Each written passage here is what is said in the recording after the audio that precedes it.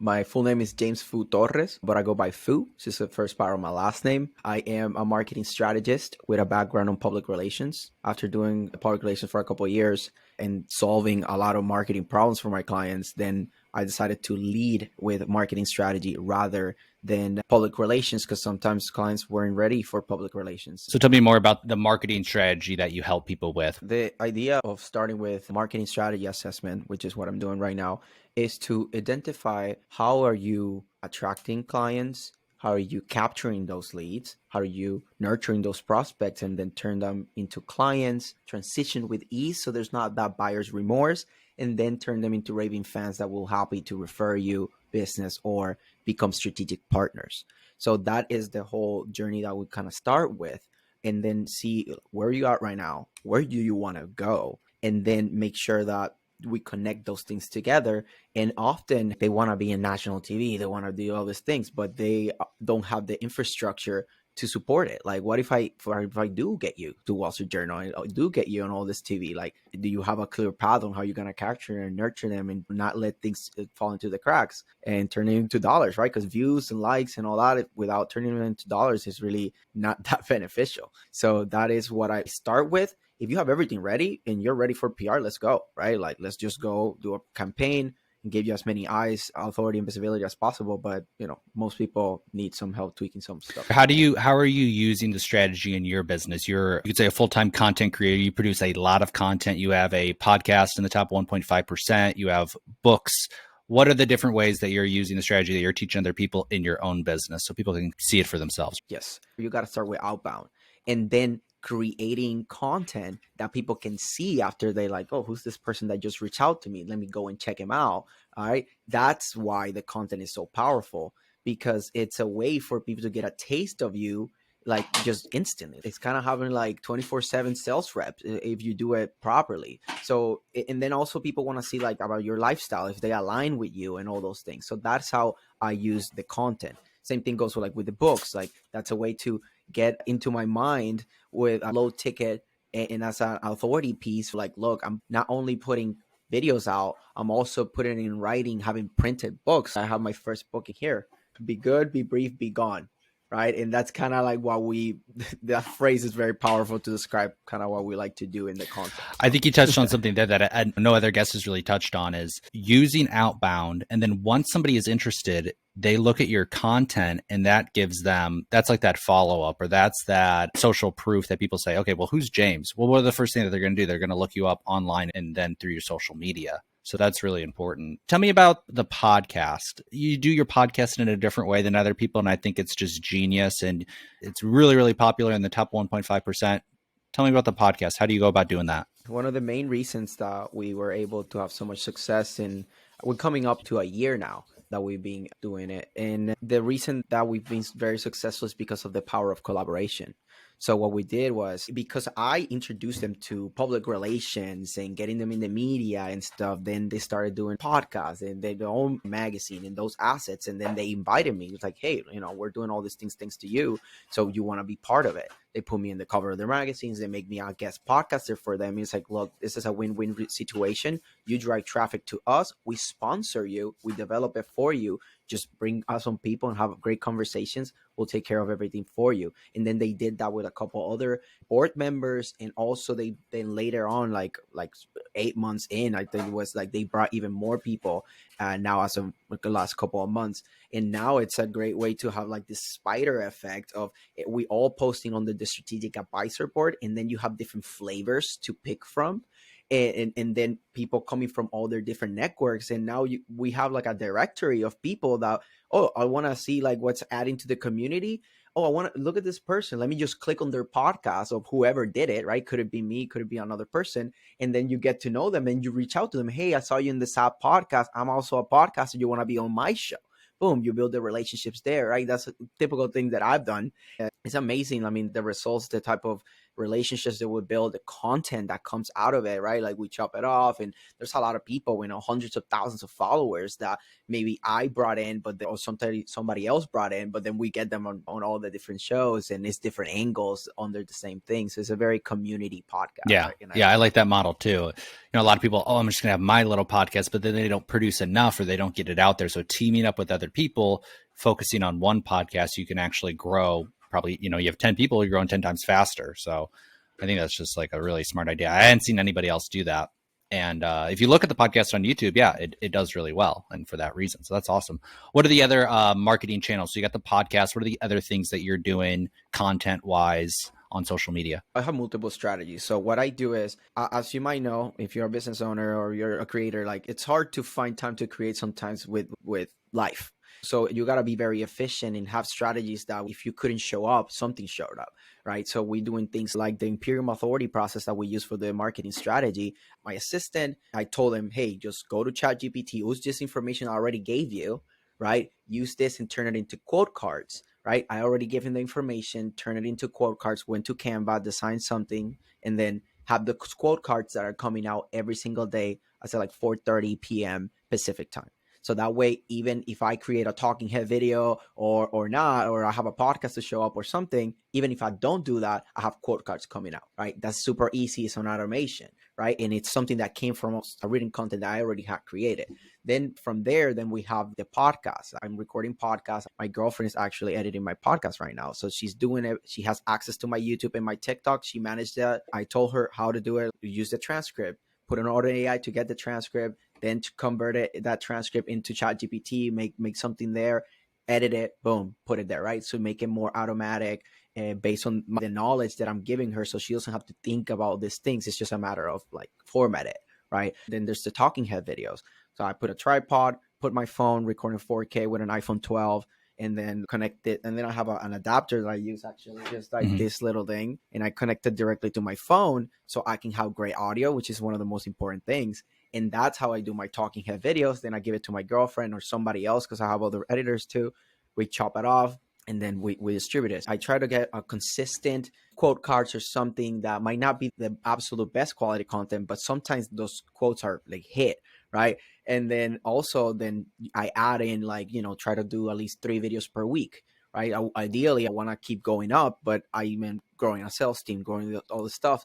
And when I have that sales machine going, now is I'm going to go way more into the content. But I first need to get that cash flow set up and things that don't depend on me. And then that's when I'm like, okay, now I can be a creator. Because if I just want to depend on the creation, then I got to have to find a job or something, right? Because this is hard to make money out of that, right? There's infinite ways to do it, right? So obviously you might, as a creator, you might find other ways, but this is the way that I'm doing it. And I'm always willing to improve. Tell me about the books. I think that's really interesting. I've thought about publishing a book. What was the process around that? Why did you decide to write a book, and what has been kind of the result of writing it? I mean, if you think about it, anybody that that is a household name, they have a book, right? Like, so it's something that as you grow up, you're like, damn, like I want to have a book one day, right? That's just one of those things that not everybody, but most people kind of dream of. And when I met with the strategic advisory board, and then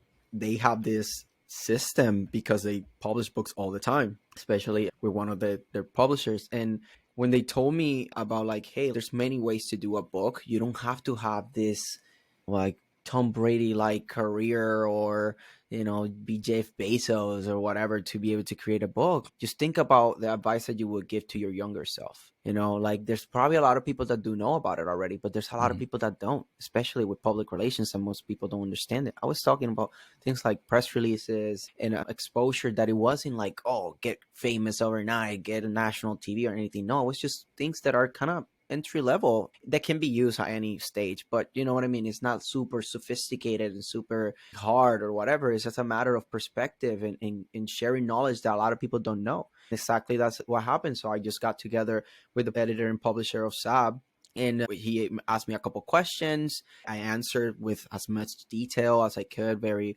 organized. He gave me a draft. I'm like, okay, cool. This is exactly what I was saying. He just literally transcribed it and put it there. And then I just touch it up a little bit, right? And it was like, okay, cool. This is my voice. This is what I was saying. I gave it to them. Then we did the collaboration with Jason, and that's it. And we got the book out, and it's being well received. And that's what I with this I encourage people to really like, look, you have knowledge you wish your 18-year-old self knew, then put it on a book and use it as a powerful tool for authority and even for a lead magnet. Like, you don't have to have like, oh, New York Times bestseller. You can get an Amazon bestseller relatively easy, especially if you have the right help, which I can help with that if you need help with that. So that's what I say. It's just like, you have knowledge and you really want to put it like, just solidify, cement it there, put it in history, right? Put it in the book, then just go for it. Really, it's not as hard as most people think. Yeah, especially the way that you went about it, to not say, hey, I've never published a book before, I've never written a book before. Let me team up with people who do it, that are professionals at this. That's definitely the way to go. I think a lot of people say, oh, that was a mistake that I always made, was I got to do everything myself, right? I got to do everything myself. And if I don't do it all myself, well, then it's not authentic. So I love that you did it that way. And yeah, I think it came out great. What would your advice be for younger creatives, or maybe even, yourself when you first started? I would say to master sales, go Mm, for sales first. Make that a priority. Go sell mm, for somebody. Build relationships. What is once a person that you really like, that you've been consuming content, that they if they are on a high level, they probably have a mm, sales team, right? They're looking for appointment setters, because if you're growing and scaling, you're always hiring, right? So look for people. And you have no experience, offer sweat equity, work for free first, get commission based, right? Just like, hey, if I make you money, can you get your appointments, you close them, can you give me some of it?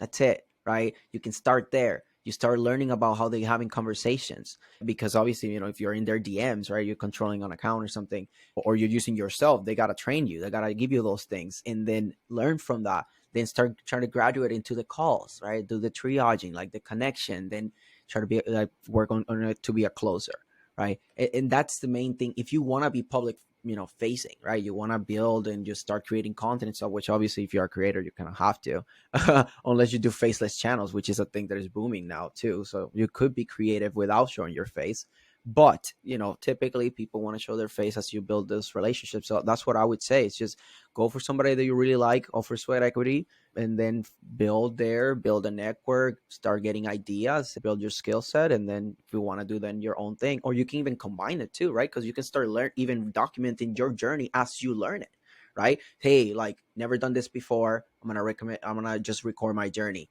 Day one, I just sent my first message, I was sweating, like, oh my god, right? Day 100, I just closed my first $2,500 deal or something, a 5K deal, right? Like that, people would love to see that, right? It's your own reality TV show, basically, right? Like you're documenting those things. So that's what I would recommend.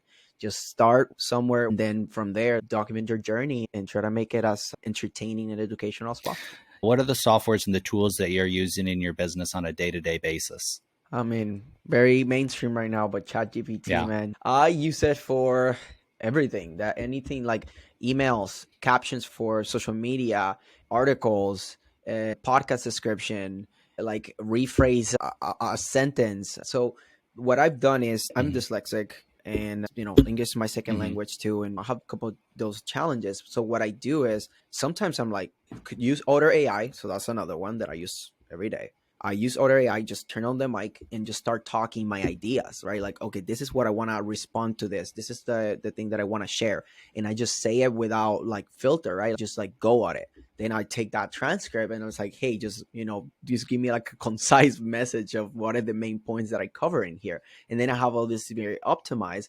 And now then I can use that for content. I can use it for like an email. There's so many things that you can do by, especially if you're dyslexic like me, that you're like, oh, words and stuff. But I love talking. I'm good at talking. Talk it out, get that transcript, and then editing that is so much easier, especially if you have things like Wow. ChatGPT helping you, right? Another thing that I use sometimes because it's just faster, is WordTune. So WordTune is all another AI, and this just literally they just paraphrase. So then like you can WordTune and you can make it longer or shorter or more casual or more whatever, and it's just a one sentence at a time. So they're very good because it's just like one sentence at a time, right? So it's very specific. So, and I have like a Chrome extension or something like, so I combine those things. I'm trying like what Bard can offer now that I just joined and they let me in. I'm trying to see what ChatGPT can offer on the rewriting stuff. I love that, of recording it in Otter, and then just like brain dumping into Otter. I think I'm definitely going to start doing that. That's a great tip, Fu.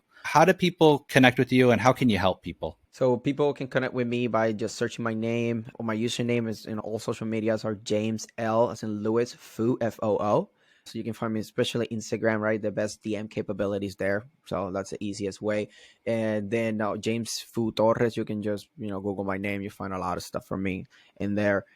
Feel free to reach out anytime. Social media is super easy. You can go to my website and stuff, but social media, I mean, I'm always active there, so you can definitely reach out. The main people that I want to help is people that are already have like a fire started. They're making more than six figures, ideally almost getting to seven figures plus. That where they got in here, but they still have a messy system, and they want to scale beyond that and really have their own movement and nationally recognized brand, or even internationally. Those are the people that I want to help the most, because I learn a lot from them. I can offer a lot of value, and we can move fast. If you are on maybe not super established, but you still have something good already, you're looking to get on a TEDx talk, you're looking to get your first book out, your second, you're looking for help for authority and visibility in general through publications, podcasts, or TV, those are the people that I can help. So feel free to reach out, and we'll go like first the assessment to make sure that we're gonna move in the right direction and we're aligned, and then we talk about what we actually gonna be doing. Because if we start just throwing things there without a plan, then we're planning to fail. Definitely reach out to Fu. He's a great guy, and I'll put his links below so you can connect with him easier. Thanks so much for being on the podcast today, Fu. We'll have to have you back on. Thank you for having me.